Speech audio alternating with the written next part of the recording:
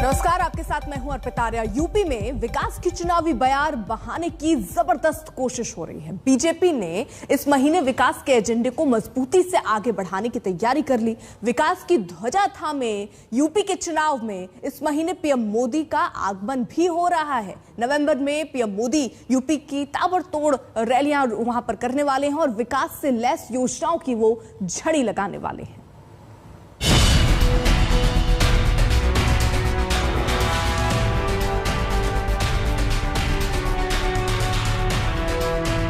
कानपुर वासियों को न केवल बेहतरीन पब्लिक ट्रांसपोर्ट की सुविधा यहां से प्राप्त होगी, बल्कि यहां के पॉल्यूशन को भी कम करने में इससे भारी मदद मिलेगी। इधर चुनाव की आहट तेज हुई, उधर राजनेताओं के कदम ताल तेज हुए। कहीं हरी झंडी, कहीं लोकार्पण, कहीं शिलान्यास तो कहीं नए ऐलान। वायदों और घोषणाओं की बरसात में पूरा उत्तर प्रदेश भीग रहा है। जैसे कि कुछ छींटे कानपुर को भी भिगो गए। उनमें से एक मेट्रो ट्रेन के ट्रायल रन का ये रंगारंग कार्यक्रम है, जिसमें खुद सीएम साहब शामिल हुए। कानपुर अब अपने आप में एक मेट्रो सिटी हो गई है, जो केवल आबादी के हिसाब से नहीं, बल्कि पब्लिक ट्रांसपोर्ट की दृष्टि से एक बेहतरीन सुविधा कानपुर वासियों को बहुत शीघ्र प्राप्त होने वाली है। मेट्रो रेल कॉरपोरेशन के प्रबंध निदेशक और उनकी पूरी टीम को समय से पहले इस ट्रायल रन के लिए हृदय से बधाई भी देता हूं, उन्हें धन्यवाद भी देता हूं और भारत सरकार का मैं आभार भी व्यक्त करता हूं। योगी आदित्यनाथ उत्तर प्रदेश के शहरों के ताबड़तोड़ दौरे कर रहे हैं। पिछली सरकारों में कानून व्यवस्था की याद दिला रहे हैं और अगले साल के चुनाव में वोट पाने के लिए योजनाओं का शिलान्यास और उद्घाटन कर जनता को रिझाने की पूरी कोशिश कर रहे हैं। और इस सिलसिले को अगले हफ्ते पीएम मोदी भी आगे बढ़ाने यूपी आने वाले हैं। प्रधानमंत्री नरेंद्र मोदी नवंबर महीने में 3 बार उत्तर प्रदेश आएंगे। सबसे पहले वो अगले हफ्ते 16 नवंबर को सुल्तानपुर में पूर्वांचल एक्सप्रेसवे का उद्घाटन करेंगे। योगी आदित्यनाथ के ड्रीम प्रोजेक्ट माने जाने वाले पूर्वांचल एक्सप्रेसवे लखनऊ के चांदसराय से शुरू होकर गाजीपुर के हैदरिया गांव तक जाता है। ये सूबे के 9 जिलों को जोड़ेगा, जिसमें लखनऊ, बाराबंकी, अमेठी, सुल्तानपुर, अयोध्या, अंबेडकर नगर, आजमगढ़, मऊ और गाजीपुर शामिल हैं। 2018 में प्रधानमंत्री ने पूर्वांचल एक्सप्रेसवे का शिलान्यास किया था, जो अब बनकर तैयार हो गया है। पूर्वांचल एक्सप्रेसवे का सपना अखिलेश यादव ने सत्ता में रहते हुए देखा था, लेकिन उसे जमीन पर उतारने का काम योगी सरकार ने किया है। ऐसे ही योजनाओं के दम पर बीजेपी यूपी के लिए यूपी के काया पलट का दावा कर रही है। पिछली सरकारों के लिए उनका स्वयं का खानदान ही प्रदेश था। उनके लिए प्रदेश की 24-25 करोड़ जनता कोई मायने नहीं रखती थी। उनका स्वयं का खानदान पैसा कमा ले, विदेशों में संपत्ति अर्जित कर ले, दुनिया में कोई द्वीप खरीद करके अपने खानदान को सुरक्षित करने के लिए वे वहां पर निवेश कर लें, लेकिन प्रदेश सुरक्षित रहे उनके एजेंडे का हिस्सा ही नहीं था। पेशेवर अपराधी और माफियाओं को गले से लगा करके प्रदेश के अंदर कानून व्यवस्था की बदहाल स्थिति के लिए वे लोग जिम्मेदार हुआ करते थे। चुनाव का ऐलान होने से पहले योगी सरकार विकास की कई और मिसालें यूपी के सामने रखने वाली हैं। पूर्वांचल के साथ साथ बुंदेलखंड को भी राजधानी लखनऊ से सीधे जोड़ने के लिए योगी सरकार बुंदेलखंड एक्सप्रेसवे बनवा रही है। इसे दिसंबर तक पूरा कर लेने का लक्ष्य रखा गया है। माना जा रहा है कि इसका भी उद्घाटन 2022 के चुनाव से पहले हो जाएगा। बुंदेलखंड एक्सप्रेसवे धार्मिक नगरी चित्रकूट से शुरू होकर बांदा, हमीरपुर, महोबा, औरैया, जालौन और इटावा में आगरा लखनऊ एक्सप्रेसवे से जुड़ जाएगा। काशी के लोग तो देखते ही हैं कैसे योगी जी लगातार यहां आते हैं, एक एक विकास योजना की समीक्षा करते हैं, खुद ऊर्जा लगाकर कामों को गति देते हैं बदलाव के ये प्रयास आज एक आधुनिक यूपी बनाने में तेजी से आगे बढ़ रहे हैं। नवंबर में पीएम मोदी के ताबड़तोड़ यूपी आने से चुनावी माहौल में गजब की गर्मी आना तय है। बुंदेलखंड एक्सप्रेसवे के उद्घाटन से पहले प्रधानमंत्री 19 तारीख को झांसी आएंगे, जहां पर वो रानी लक्ष्मीबाई की 193वीं जयंती समारोह में शिरकत करेंगे। इसी दौरे में पीएम नल के जरिए जल योजना समेत कई विकास परियोजनाओं को हरी झंडी दिखाएंगे।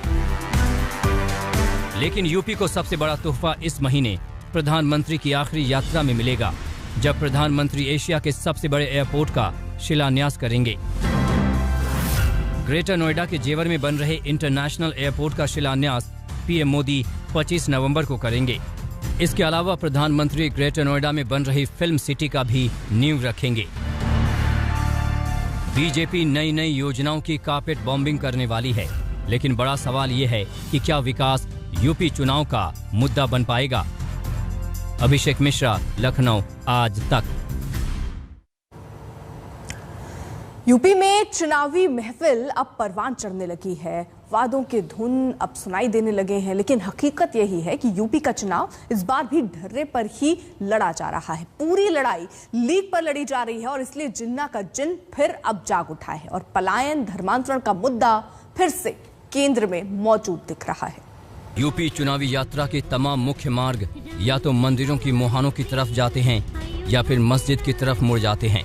धर्म का चोला चुनावी सालों पर पहले भी चस्पा होते रहे हैं। 2022 भी अपवाद नहीं है, बल्कि यूं कहिए कि पहले से कहीं ज्यादा गहरे दिख रहे हैं। जरा इस बार दिवाली पर अयोध्या की छटा देख लीजिए। चुनावी पर्व से पहले दिवाली का ये पर्व अयोध्या से खास जोड़ता दिख रहा था। मुख्यमंत्री योगी आदित्यनाथ खुद आए तैयारी का जायजा लेने, राम मंदिर निर्माण का आकलन करने और फिर दीपोत्सव मनाने। क्योंकि राम ने सबको जोड़ा, यही तो राम की ताकत है।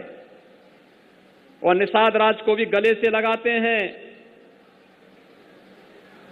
माता सबरी के जूठे बेर भी खाते हैं। दैहिक, दैविक और भौतिक तीनों प्रकार के तापों से इस संपूर्ण भारत खंड को मुक्त करके राम राज्य के जो आधारशिला रखते हैं, आज वे आदर्श राज्य की परिकल्पना हम सबके सामने एक आदर्श के रूप में है। अयोध्या योगी आदित्यनाथ के लिए बेहद खास है। यूपी में सीएम के तौर पर सबसे ज्यादा दौरा अगर उन्होंने किसी शहर का किया है तो वो अयोध्या ही है। उनका काफिला अक्सर यूं ही अयोध्या की तरफ नहीं मुड़ जाता है।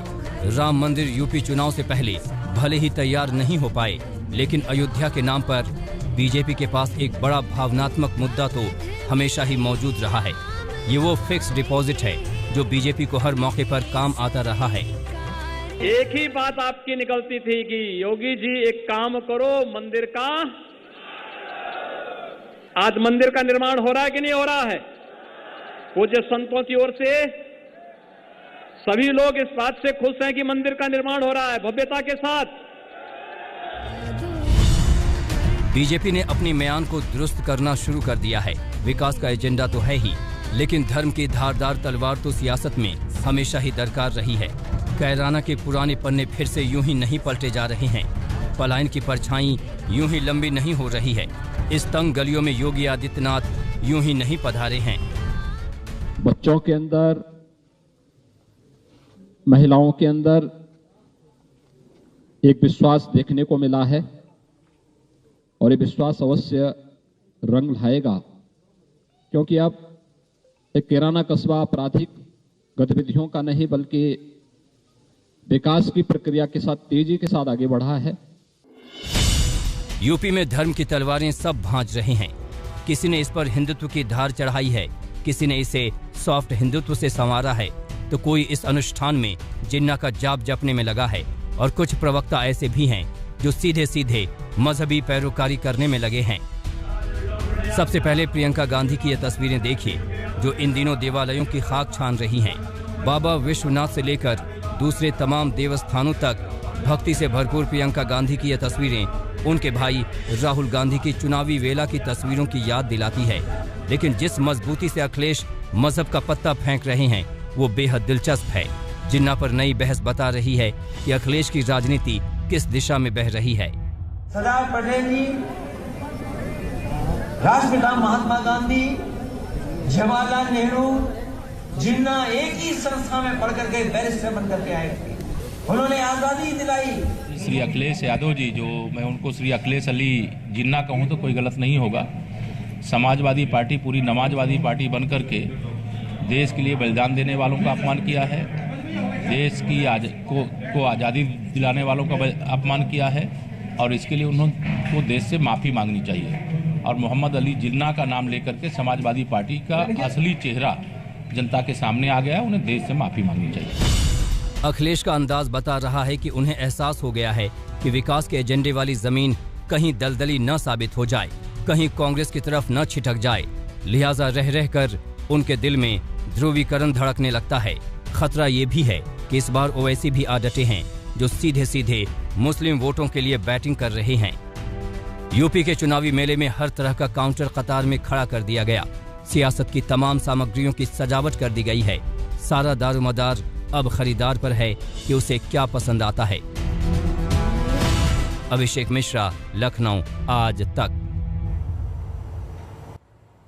मजहब के बाद जाति यूपी चुनाव की दूसरी हकीकत है। पहले मजहब का मूलधन खड़ा करो और फिर उसमें जाति का चक्रवृद्धि ब्याज जोड़कर जीत का जुगाड़ बनाओ। यूपी में इस वक्त यही हो रहा है।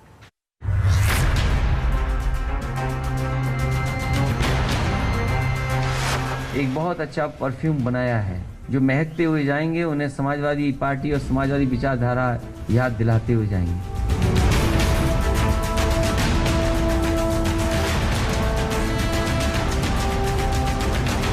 यूपी के चुनावी बाजार में अखिलेश यादव इत्र की शीशी लेकर उतरे हैं। जिस समाजवाद का संदर्भ लोहिया समाज के आखिरी व्यक्ति में तलाशते रहे, उस समाजवाद को अखिलेश यादव ने इत्र की शीशी में बंद कर दिया है।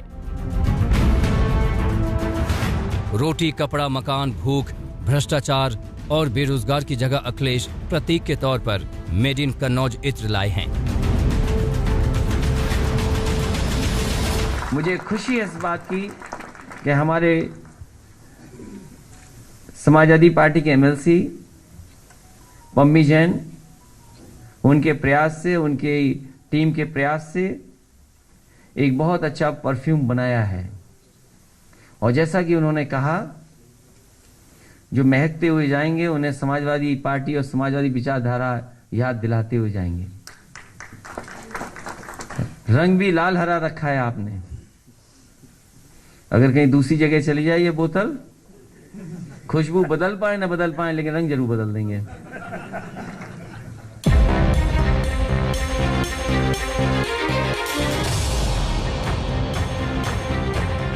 यूपी की राजनीति को महकाने का ये आइडिया तो लाजवाब है, लेकिन उसके लिए ये इत्र नाकाफी है। राजनीति तो तब महकेगी जब असली मुद्दे फोकस में आएंगे। उत्तर प्रदेश तो तब खुशबूदार होगा जब विकास की बयार बहेगी, और वो होने से रहा, क्योंकि जात पात, धर्म अधर्म के आसरे चौतरफा चुनावी कदम ताल हो रहा है। चुनाव के किसी न किसी शहर में आए दिन ब्राह्मण सम्मेलन, ओबीसी मंथन तो दलित अभिनंदन होता रहता है। धर्म के दामन के साथ जाति की चोली चिपक गई है। आपने इतने जोरदार आवाज में जाति वंदना पहले नहीं देखी होगी।